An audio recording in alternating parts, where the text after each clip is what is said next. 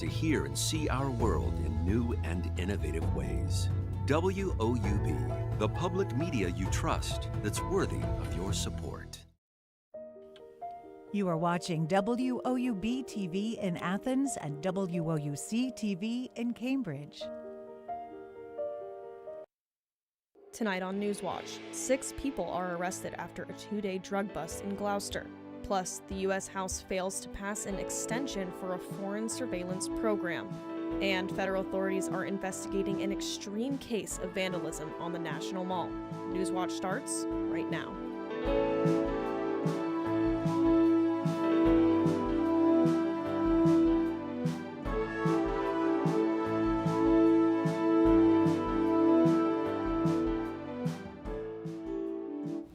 Good evening, I'm Natalie LaFleur. Welcome to Newswatch.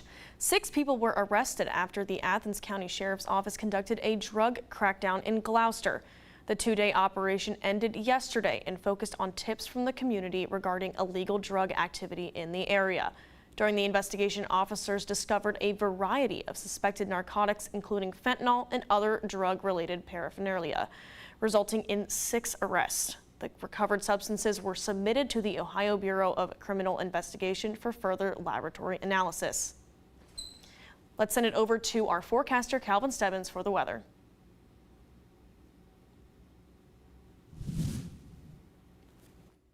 Yeah, it's definitely been a little bit of a rainier afternoon here in Athens. We've seen a lot of thunderstorms and showers move across the region, which even prompted a severe thunderstorm watch, which is set to end in the next hour. Now, in the upcoming hours, we are going to start to notice this low pressure and cold front move across the region, which will bring back that chance of showers heading in through tomorrow, but I'll talk about that a little bit in my full weather. Over the past 24 hours, last night we saw our lows dip down to the mid to low 70s, but with that daytime heating jump right back up into those mid to upper 80s, and even with that heat index crossing up into the 90s. And just taking a look at the surrounding areas, just south of I-70, 77 in Zanesville and 84 in Lancaster, then through the Ohio River Valley, 86 in Huntington and 78 in Parkersburg. Currently, though, here in Athens, we are sitting at around 80 degrees with mostly clear skies out there, with that dew point still sitting at around 76, adding to that 85% humidity. Jumping into tonight, we'll see that overnight low of 71 with partly cloudy skies. And then jumping into tomorrow, 50% chance of showers, high of 84 with that overnight low of 59. And then just taking a look at our 3-day outlook, heading in through Saturday, we'll have mostly sunny skies, high of 86 with that overnight low of 62. Then that rain chance returns on Sunday, 90% chance of showers, high of 82 with that overnight low of 57. I'm going to send it back to Natalie at the desk. Thanks, Calvin. Ohio lawmakers have revised an anti-fraud bill following days of public backlash. The bill is an attempt to crack down on Medicaid fraud in Ohio, increasing penalties and fines, as well as implementing new verification measures. The bill originally included a provision banning Medicaid payments to family caregivers. The provision, however, has since been removed after members of the disabled community testified against it. The revised anti-fraud bill passed both the House and Senate. A man convicted of plotting a mass shooting at the Ohio State University has moved into an apartment just blocks from campus. Trezgenko is currently on supervised release after serving time in prison for attempting a hate crime. Now the Department of Justice is asking a judge to force the self-described incel to move at least 2 miles away from any Ohio college. Genko's attorney is fighting the relocation, arguing he has made major strides in rehabilitation. A federal judge will hear the case on June 25th. The city of Nelsonville is accepting resumes for the position of city treasurer. Candidates must be a resident and qualified elector for at least 1 year before the November election. The position is responsible for the city's treasury management and monthly reconciliations and is required to report to the Charter Council once a month. Qualified candidates must be able to produce a bond for the city. The multi-billion-dollar capital improvements budget is making its way to Governor DeWine's desk. House Bill 450 includes $208 million towards 850 community products around the state, including improvements to community centers, zoos, and historical sites. The capital budget passed 93-2 in the House after being approved unanimously in the Senate last week. Today on Capitol Hill, the House rejected a short-term extension of a controversial foreign surveillance program. FISA Section 702 allows U.S. government officials to monitor phone calls and messages of foreign targets, and the program is set to expire tomorrow. If passed, the measure would have extended the program through July 2nd. The measure failed in a 198-to-18 vote. Let me just tell you what's happened here. Today, we just offered a simple, clean 3-week extension of the FISA national security law. The Democrats, 199 of them, voted against a clean 3-week extension for political purposes, and when the bill went down, they applauded. They applauded it. That record and that video is going to live in infamy. Democrats warned they wouldn't support the proposal because they oppose President Trump's interim pick for Director of National Intelligence, Bill Pulte. House Speaker Mike Johnson blasted Democratic opposition, saying they were allowing FISA to go dark to score political points. President Trump officially nominated Jay Clayton to lead the Department of National Intelligence. Clayton is the current U.S. Attorney for the Southern District of New York and previously served as the head of the Securities and Exchange Commission during Trump's first term. The president has been under pressure to appoint a replacement for Tulsi Gabbard, who is stepping down as director later this month. President Trump previously tapped Bill Pulte to temporarily lead the agency. However, lawmakers on both sides of the aisle criticized the move, saying Pulte does not have any national security experience. Federal authorities are investigating vandalism on one of the nation's most iconic public spaces.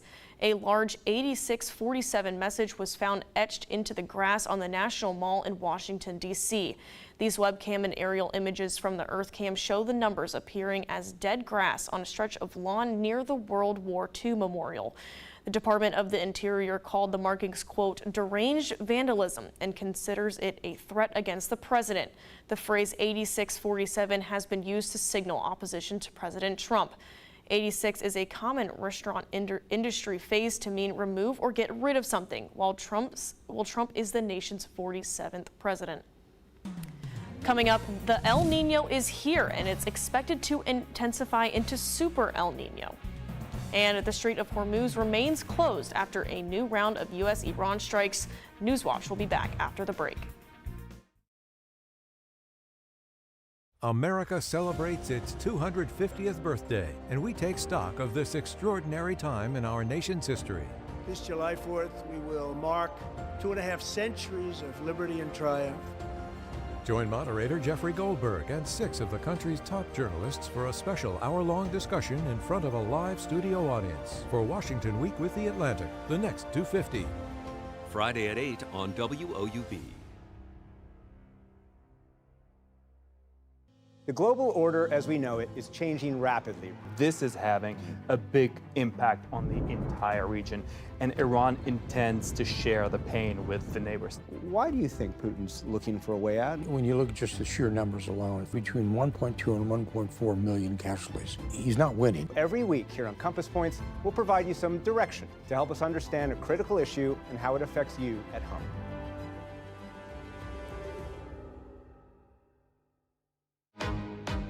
So where's the body?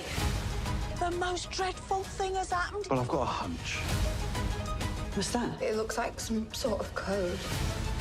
He's hiding something. Then we keep digging. Okay, let's go. So, sit back, relax, and enjoy.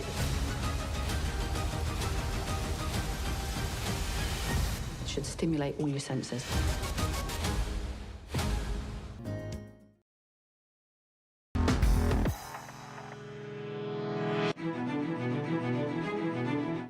El Nino has arrived, and with it, the potential to intensify, creating an even hotter climate and major shifts to the weather patterns around the globe.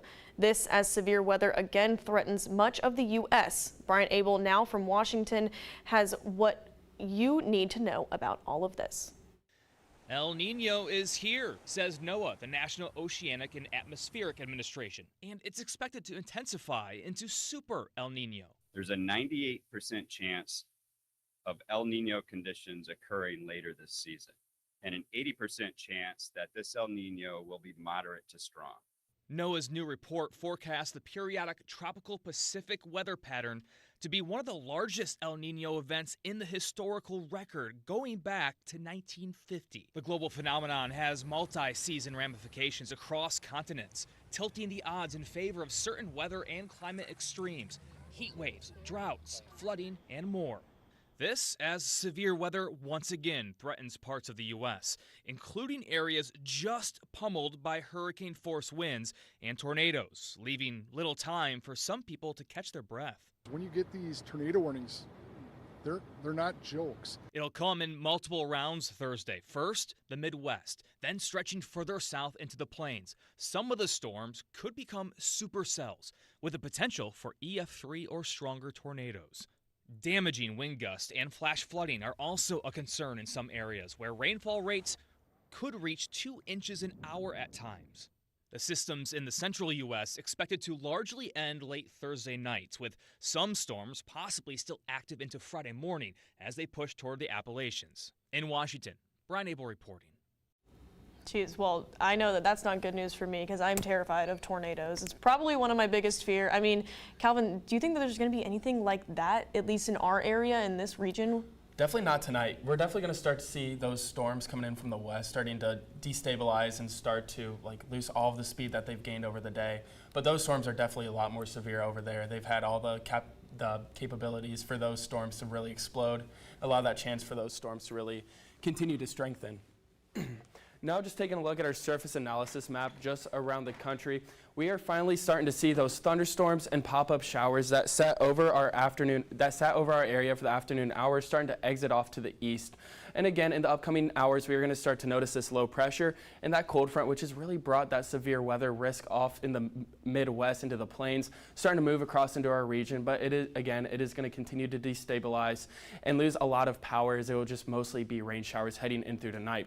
And now just taking a look at our satellite, a majority of our morning this morning was very clear, a lot of sunshine, and over the past few hours, though, we have started to see some pop-up showers and even thunderstorms starting to form along the Ohio River Valley and even stretching up through Pennsylvania, which even prompted some severe thunderstorm warnings. And we even have a watch up until 8 p.m. tonight. But those warnings, within those cells, we saw 60 to 65 mile per hour winds and even quarter-inch hail within those. But just taking a look of what's to come heading in through tonight, we are going to start to see a nice clear night up until around 4 a.m. We're going to start to see that cold front and that line of showers starting to move down into our region.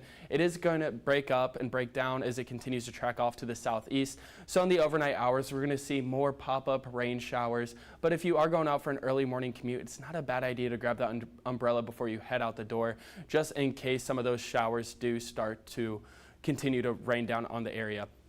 So again, heading in through tonight, we're going to continue to see those showers moving out of the region, but we are going to see our gusty winds returning tomorrow as we're going to be 10 to 15, and then we're going to see gusts up to 25 miles per hour. And we are going to have a picture-perfect Saturday as we're going to have our highs in the mid to upper 80s with a lot of sunshine out there. Currently, though, here in Athens, we are sitting at around 84 degrees with mostly clear skies. Our dew point continues to be up in the mid to upper 70s, which is continuing to add to that humidity of 76%. Jumping in through tonight, though, we see that overnight low of 71 with partly cloudy skies with that chance of pop-up showers heading in through tonight. Then jumping into tomorrow, high of 84. Overnight low of 59 with some widespread showers out there. 12 hours ahead, we're continuing to see this cold front and that line of showers continuing to track down into our region heading in through tomorrow evening, where we're going to continue to see those pop-up showers. We're also going to see this high pressure from the west continuing to track off into our region heading in through Saturday. That's going to allow that chance for a lot of sunshine, our highs to be in those mid to upper 80s, and just make for a very beautiful Saturday. Taking a look at our 7-day outlook, heading in through Friday, 50% chance of showers, high of 84 with that overnight low of 59. Saturday, very beautiful day, mostly sunny skies, high of 86 with that overnight low of 62. Sunday, chance of showers will return to our region as another cold front moves through. 90% chance of showers, high of 82, overnight low of 57. And then heading in through next week, we'll see a cool down with a chance of rain at the end of next week. Thanks, Calvin. President Donald Trump says he's called off strikes against Iran set for later tonight. Earlier today, in a social media post, the president said the two countries are in talks and have agreed to, quote, final points. He described the approvals as both in concept and great detail. Trump added that several countries, including Israel, Saudi Arabia, Turkey, and others, all agree. But he said a naval blockade will stay in place until an agreement is finalized. The president's change, of course, follows a morning post that threatened to hit Iran, quote, very hard tonight. Due to the exchange of fire with the United States, the Strait of Hormuz will be closed until further notice, Iran's new Strait Authority said on today. The Persian Gulf Strait Authority added that applicants who have received a transmit permit are asked to be patient and await further guidance. After the U.S. launched fresh strikes on Iran yesterday, Iran's Islamic Revolutionary Guard Corps said the strait will now be closed to all vessels. The critical waterway has been choked off for months because of the war, with visible traffic through the strait estimated to be just 15% of pre-war levels, according to J.P. Morgan. Some good news for families with little ones. New research out of Australia suggests introducing eggs to infants by 6 months old reduces the prevalence of egg allergies. Lee Waldman has more. Based on research and evidence, we absolutely know early introduction is the way to go for all infants. For Dr. Carla Davis, the Department of Pediatrics and Child Health Chair at Howard University, the evidence behind early introduction of allergenic foods is crystal clear. We absolutely know that specifically peanut allergy, and the data is coming out more and more, like this study for egg, that early introduction definitely prevents food allergy. In 2000, the American Academy of Pediatrics recommended infants at high risk for allergies avoid eggs until age 2, thinking it might help prevent allergic reactions. Over the years, that recommendation has changed completely. We have shown that it's safe and effective. And in addition, now we're starting to have actual population data, now from 2 different countries, 2 different methodologies, thousands of children showing that indeed we're having some effect on food allergy rates. While this study was done in Australia, experts expect similar results in the U.S. Dr. David Hill, a professor at the University of Pennsylvania, hopes these findings will give parents who may still be uncertain about when to introduce certain foods to their babies some reassurance. Families have told me that this is hugely meaningful for them. Anything they can do to reduce the risk of a severe, life-threatening chronic condition is, of course, going to be welcome news. In New York, I'm Lee Waldman. Next, the cost of living continues to get more expensive. Stay tuned to see how the inflation is affecting your wallet.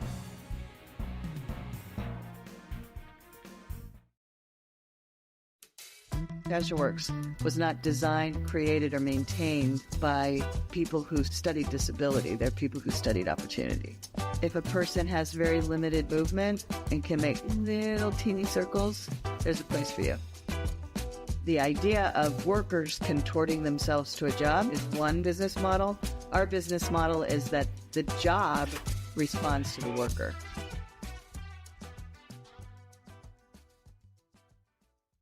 For more than 70 years, WOUB Public Media has been the place where people in our region turn to learn how stories of the past ignite the imagination of the future. It's where information, entertainment, and education work together to inform, enlighten, and inspire generations.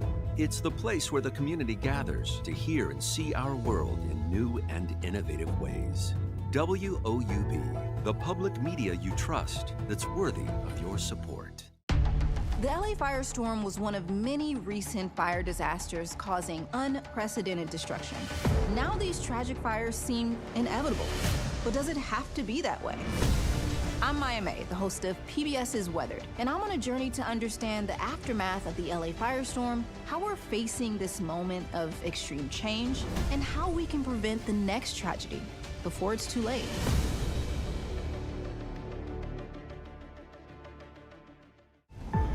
In the ancient, farthest reaches of Australia lies one of the world's last and greatest tropical wildlands. Defined by extremes, with species that exist nowhere else on Earth.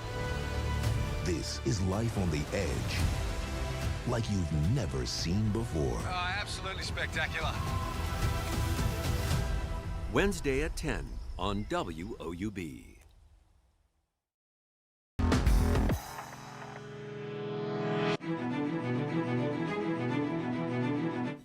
Inflation hit a 3-year high in May. That's according to the latest Consumer Price Index report released yesterday. Prices continue to rise, and it's making affordability more challenging for many Americans. It also comes as millions of households face mounting debt. Jen Sullivan looks at the rising cost of goods and ways to help manage debt.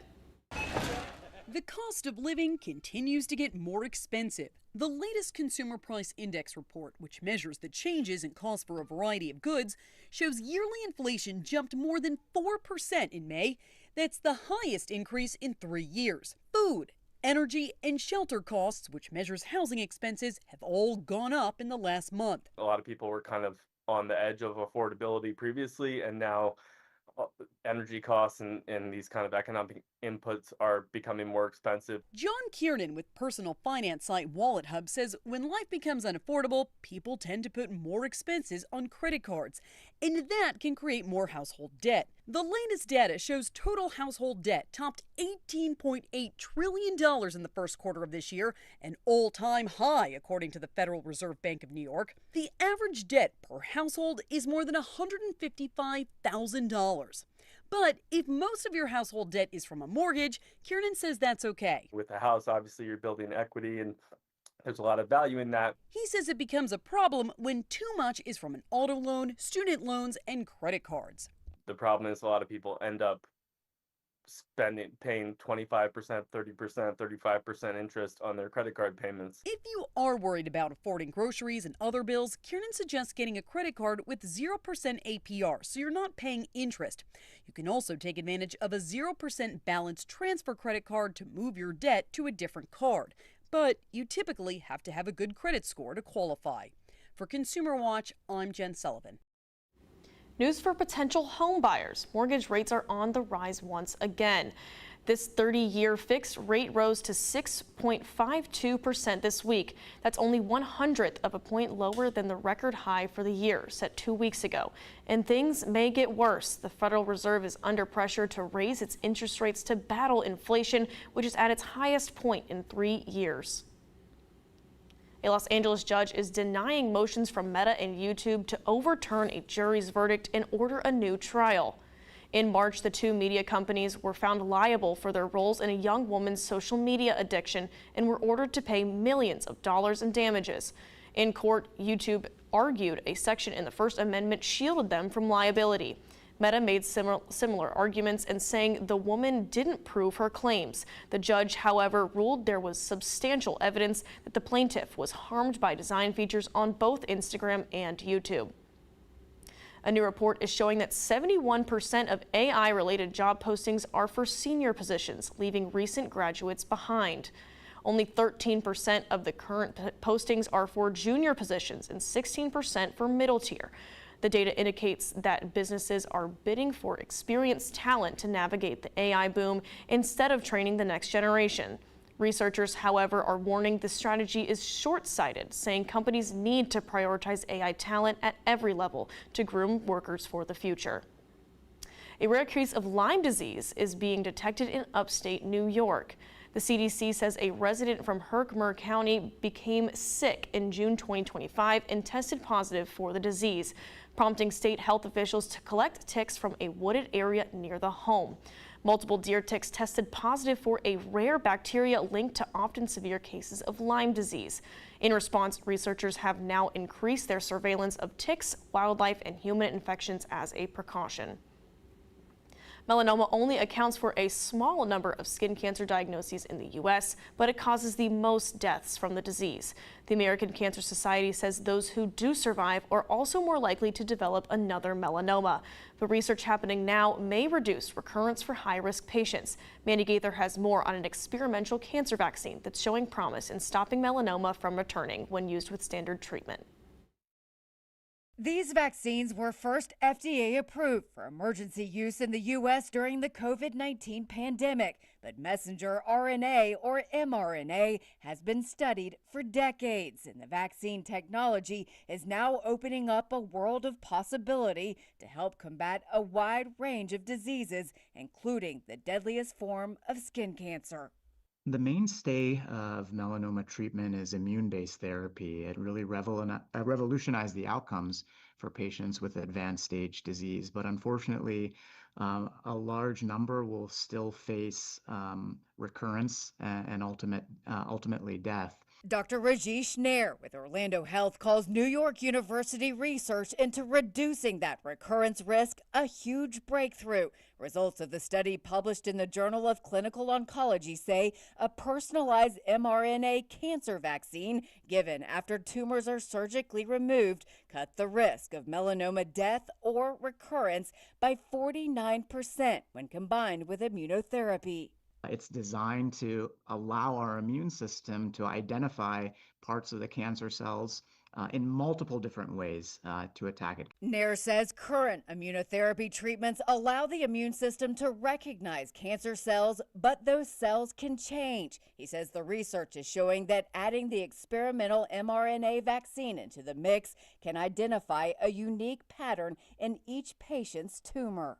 And thus develop kind of a really unique and individualized treatment for that specific patient. For Health Minute, I'm Mandy Gaither.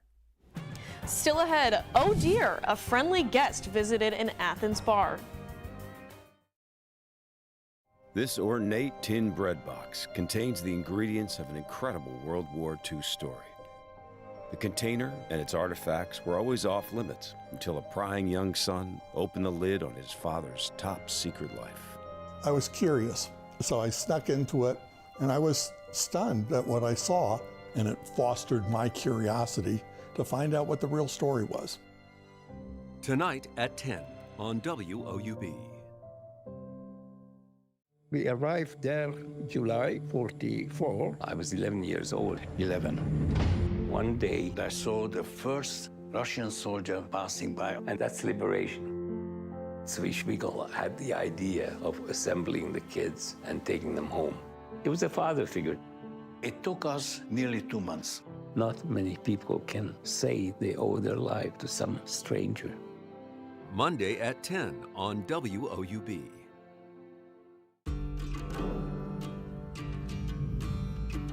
One of the powerful realities is we embrace change, but we also have these traditions that never go away. All of this information I didn't even know existed. Oh, I get goosebumps. American music quickly was becoming black music, because that's the roots of rock and roll. The Federal Bureau of Investigation waging a relentless warfare against crime and criminals. No place in the history of the earth has remade itself more resiliently than New York. They came at a time when you can really say a lot of Americans needed them. We are putting together the pieces to tell the correct story. This is who we are. There are so many founding fathers and mothers that are being overlooked. There are 2 hidden doors. I love a hidden door. Yes. Do you want to go there? Yes, I do. Okay.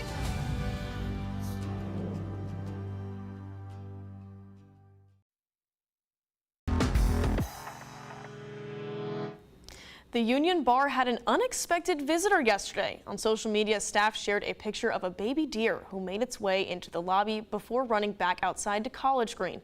The bar is urging people to leave baby deer alone as mothers are known to be aggressive. Well, I mean, out of all the animals that you can hope walk into your bar, that's probably one of the best options. Especially down here, like imagine like a raccoon going into a bar, like that would just terrorize a business for sure. Yeah, and I mean, worst case scenario, something venomous like a snake. I know that's happened to restaurants before, like probably one of the best options. All right, so Calvin, we had kind of an off and on day today with some rain, some sunshine. What we got moving into the next Yeah, week? I mean, heading in through the weekend, we're going to really start to see that rain chance fizzle out. I mean, it's even fizzling out heading in through tonight. And then currently we are still at 84 degrees, mostly clear skies. And then jumping in through tonight, we'll see that overnight low of 71 with partly cloudy skies. And jumping in through tomorrow, 50% chance of showers, high of 84 with that overnight low of 59. All right, well, that does it for our broadcast this evening. Thanks for watching. Have a great night.